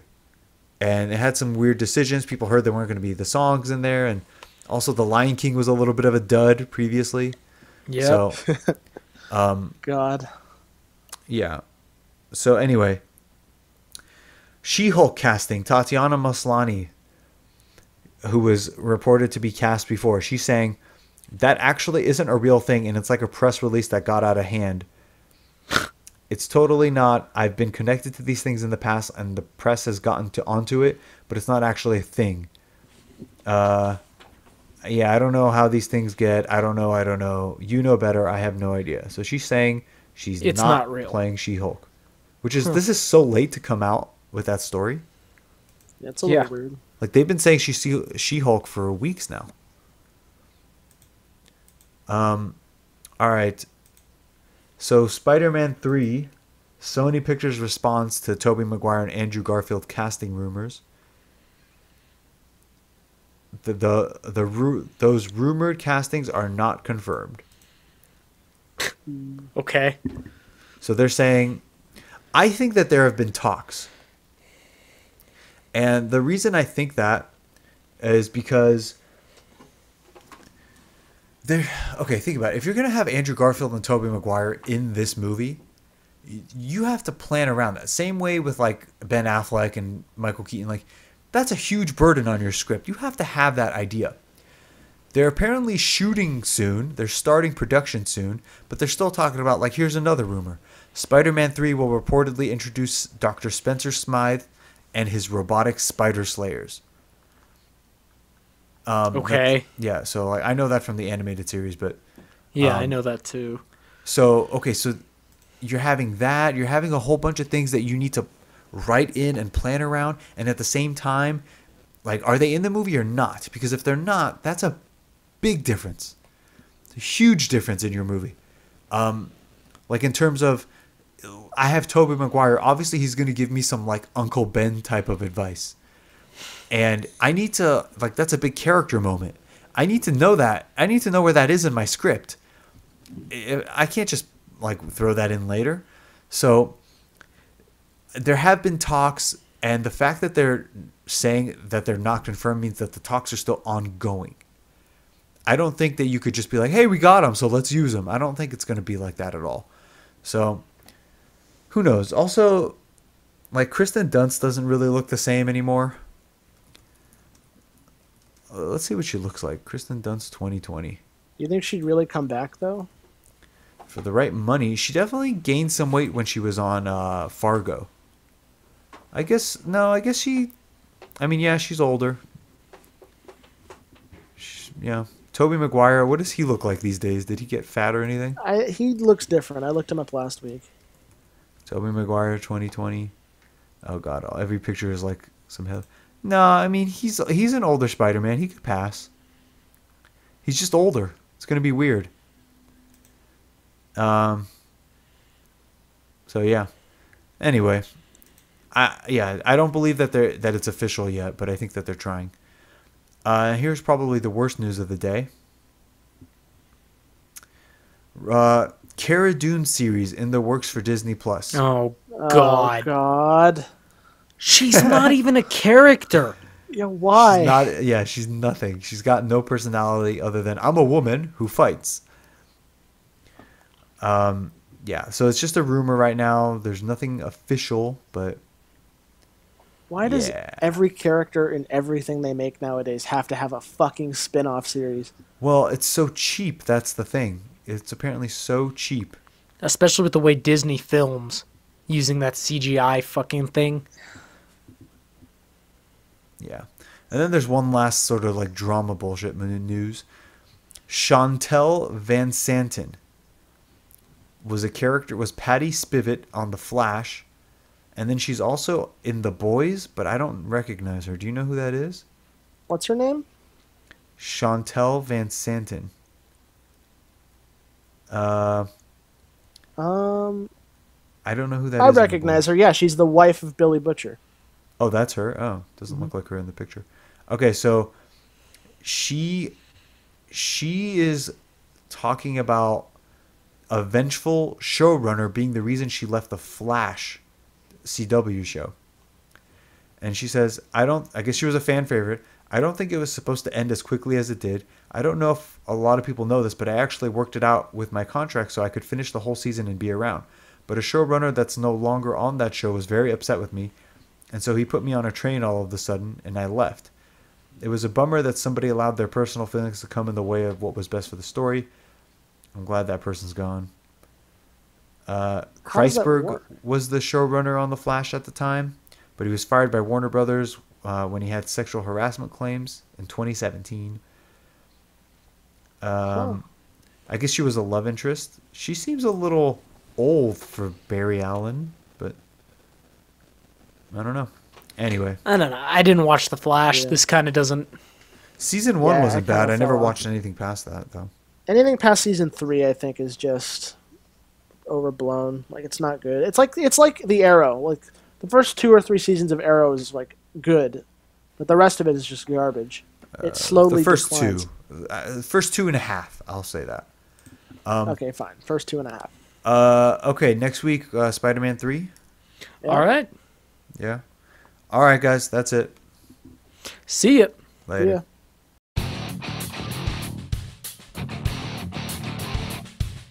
Thank you for listening to the Iron Coop Fights Movies. If you enjoyed the show, please be sure to like, share, subscribe, and most importantly, review our podcast on iTunes so that we can spread the show around. To contact the show, you can reach us at theironcube@gmail.com and on Instagram at theironcube. Join us for another edition of the Iron Cube Fights Movies.